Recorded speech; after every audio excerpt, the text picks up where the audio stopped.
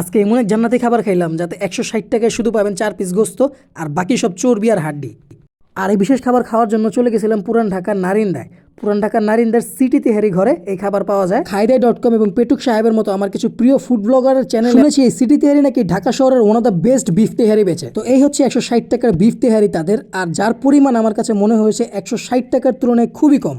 এবং আমার প্রিয় ফুড ব্লগারদের ভিডিওতে এর এত সুনাম এবং নাম ডাক শুনে আমি খুবই এক্সাইটেড ছিলাম এবং খুবই আশাবাদী ছিলাম। তবে তাদের এই পরহেজগারি খাবারের চেহারা সুরত আর এই পুরো এক প্লেট খাবারের মধ্যে মাত্র 4 পিস গোস্ত দেখে আমার নিজেকেই ভণ্ডপীরের মতো মনে হচ্ছে। যাই হোক, খাবারের ফার্স্ট ইমপ্রেশন যদি আপনাদের বলি, খাবারের যে গোস্তগুলো বা মাংসগুলো ছিল এগুলো ছিল একদম খড়খড়া টাইপের। শীতের দিনে আপনি তেহারি রান্না করে টেবিলের উপর রেখে দিলে সেই তেহারিটা যেরকম অবস্থা হবে অনেকটা ওরকম পেয়েছি, যার সাথে তারা সালাদ হিসাবে একটা মরিচ এবং একটা লেবু সার্ভ করেছিল। আর খুশির বিষয় তো হচ্ছে এর সাথে আমি আরও একটা ভাঙা বুড়ো আঙুলের সমান ছোট্ট একটু আলু পেয়েছিলাম, যেটা দিয়ে আমি এটার ফার্স্ট বাইটটা নিয়েছি।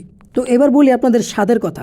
ব্যক্তিগতভাবে আমার মুখের রুচিতে এটা আমার কাছে খুবই অ্যাভারেজ একটা তেহারি লেগেছে, যার মধ্যে আমার কাছে মনে হয়েছে অয়েলের পরিমাণ অর্থাৎ তেলের পরিমাণ খুবই বেশি ছিল।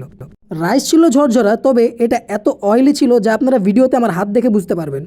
আর সত্যি বলতে যে খাবার আমার মুখে স্বাদ লাগে না, আমি ওটার মধ্যে বেশি বেশি করে লেবু টেবু দিয়ে মরিচ দিয়ে ওইটাকে খাবার চেষ্টা করি যাতে অন্তত একটু স্বাদ পাই। তাই এখানেও আমি ঠিক তাই করেছি, লেবু দিয়ে মরিচ দিয়ে আমি এটাকে খাওয়ার চেষ্টা করেছি। তবুও আমার কাছে মনে হয়েছে এটা টপ ওয়ার্ড তো দূরে থাক, পুরান ঢাকার বেস তো দূরে থাক, জুম্মার দিন আমার বাসায় আমার আম্মা যে বিফ তেহারি রান্না করে তাও এটা থেকে 1000 গুণে বেশি মজা। তো এই সুবাদে মরিচের উপর সম্পূর্ণ বিশ্বাস রেখে মরিচ দিয়েই আমি আমার খাবার শেষ করলাম এবং চিন্তা করলাম এই শেষ, আর জীবনে কান ধরি পাও ধরি কোনো ফুড ব্লগারের ভিডিও দেখে হাই এক্সপেকটেশন নিয়ে কোনো খাবারের দোকানে খেতে যাব না, সেই ফুড ব্লগার আমার যত প্রিয় হোক না কেন। সম্ভব হলে কমেন্ট করে জানাবেন পুরান ঢাকায় আপনার খাওয়া সবচেয়ে বেস্ট বিরিয়ানি বা তেহারি কোনটা।